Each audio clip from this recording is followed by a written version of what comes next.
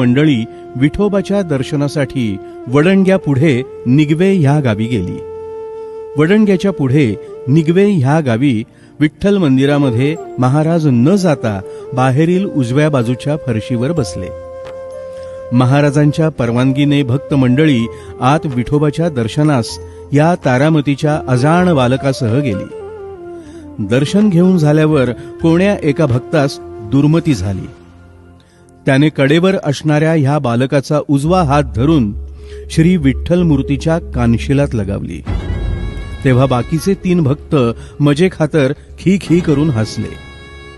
त्या बाल हाताची थप्पड मारून होताच त्या बालकाचे उजव्या हातातील सुवर्णाचे कडे एकाएकी नाहीसे झाले. आता काय करायचे? सर्व भक्त चिंताक्रांत अवस्थेतून श्री गुरूंच्या चरणी लागले. ते भक्त